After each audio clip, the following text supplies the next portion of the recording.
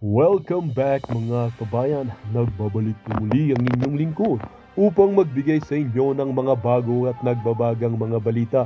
Tila ba naging mainit na usapin ang isyong ito sa mundo ng social media?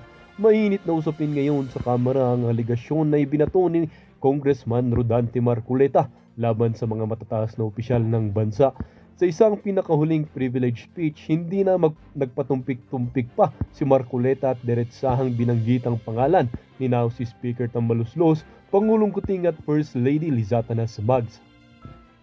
Ayon kay Marcoleta, matagal na umanong mayroong mga usap-usapan tungkol sa pagkakasangkot ng mag-asawang Kuting at Lizatanas sa mga smuggling activities sa bansa.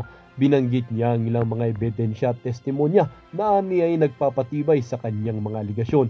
Hindi na natin pwedeng ipikit ang ating mga mata sa mga katiwaliang ito. Ang ating mga lider mismo ang sangkot sa mga iligal na gawain, ani Marcoleta sa kanyang talumpati. Dagdag pa ni Marcoleta, pati si Speaker Tambaluslos Romualdez ay hindi rin nakaligtas sa kanyang mga aligasyon. Inilahad niya ang umano'y mga transaksyon na nagdugtong kay Tambaluslos sa ilang mga smuggling syndicate. Ang mga taong dapat sana'y naglilingkod sa bayan ay siya pang nangunguna sa mga iligal na aktibidad. Hindi na tama ito. Kinakailangan nating magkaroon ng ustisya, dagdag pa ng kongresista. Sa kabila ng mga mabibigat na paratang, maring itinanggi ng kampo ni na Pangulong Kuting at First Lady Lizatanas Mags ang mga akusasyon. Ayon sa kanilang tagapagsalita, walang katotohanan ng mga ito at isa lamang itong hakbang upang sirain ang kanilang pangalan. Samantala, nananatiling tahimik si Speaker Tambaluslos at ang kanyang mga tauhan hinggil sa mga aligasyon ni Marcoleta. Patuloy naman ang pag-aabang ng publiko sa mga magiging susunod na hakbang ng Kamara at ng mga nasasangkot.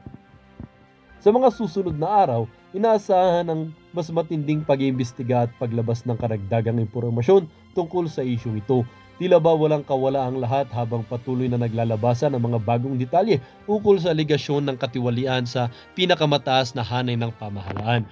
Well, para nga sa buong impormasyon ay panoorin na lamang ang buong video. At kung bago ka pa lamang sa aking channel ay huwag kakalimutang mag-subscribe, pindutin ang notification bell at piliin ang all upang laging maging updated sa mga bago at nagbabagang mga balita.